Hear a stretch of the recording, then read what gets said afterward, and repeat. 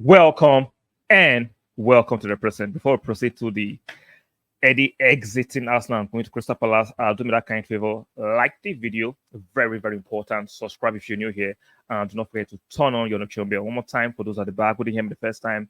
Like the video, subscribe if you're new here, and make sure you turn on your notification bell. You can see the story that was reported by David a while ago. Eddie granted permission by Arsenal to undergo medical ahead of completing proposed move to Crystal Palace. Crystal Palace working to finalize agreement with Arsenal for a deal worth £30 million. 25-year-old striker on medical terms, no problem expected. So finally, Arsenal fans have gotten their wish because they've been shouting, why did he not go to Marseille? Why did he not go to Nottingham Forest? We don't want to see him. He's a bomb. Eddie is not a bomb. As far as we want to get our wish, let the young man get his own wish too. He wants to stay in London, right? He wants to go to a team is assured of, I'll say relatively assured of that there won't be relegation threatened, even though Crystal Palace have lost their first two matches. We know Crystal Palace are now like a regular fixture in the Premier League. They will sort out themselves and they will be a fixture in the Premier League in comparison to Nottingham Forest, who has more relegation threatened as a team. So for me, good for the club, for the fans, and for Eddie. Everybody stays happy. So let everybody stay happy. So Eddie is not a bomb. The fact that he can hack it at Arsenal at a high level doesn't mean he will not hack it at Crystal Palace as a mid-table team. Eddie is still a very good striker. He's not world class, obviously. He's not top class, obviously, but he's a very good striker. He doesn't have to play against low blocks at Crystal Palace every week.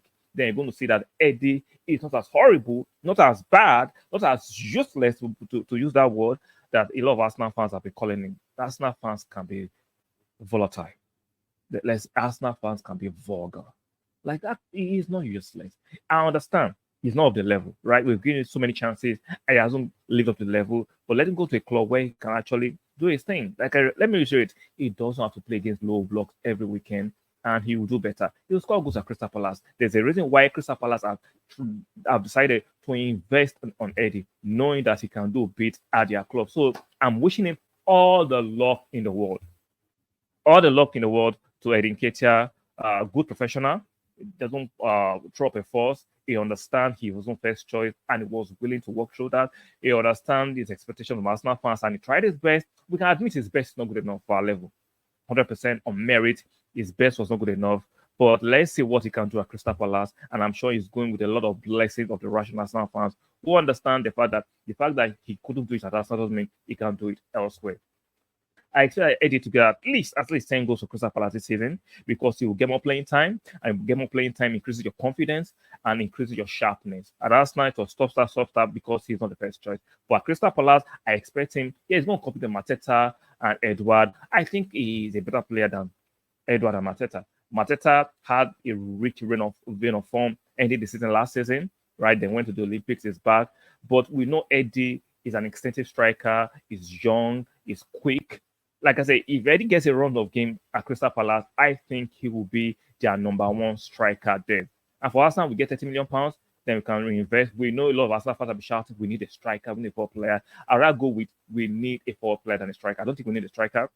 I understand those who are shouting that is their opinion, even though I find that opinion very repulsive, objectively, because I don't think we need a striker. It's just because some of you are still prejudiced against Kai Havertz, and some of you are overly exaggerating the injuries of Jesus. So that's a debate, that's a conversation on that time. But I just think we do not need a striker. Now, if Arsenal gets a striker, I understand it. But need meaning is imminent. We need to get something right now. I don't think we need to get something. Do we need a forward player or a striker? So we need a forward player because Eddie is going. And maybe, just maybe, I think we've not seen anything very progressing in terms of Reece Nelson. And Reece Nelson could still go. There's still more time for Reece Nelson to go. So we need someone to help the forward, right? Because we've seen that Jesus has been out for a short-term injury. He should be back after the intentional break. So Kai Havertz and Trossard, Martinelli, and Saka that is sharing the fourth position. So I think we need an extra body. A fourth player, for me, will do it. A winger, preferably, who can play on either side, on the left, on the right, and have been dexterous forward. And the ground have been noted. Let's see whether that they can materialize or can be pushed forward. We know Brighton are a tough club to negotiate with.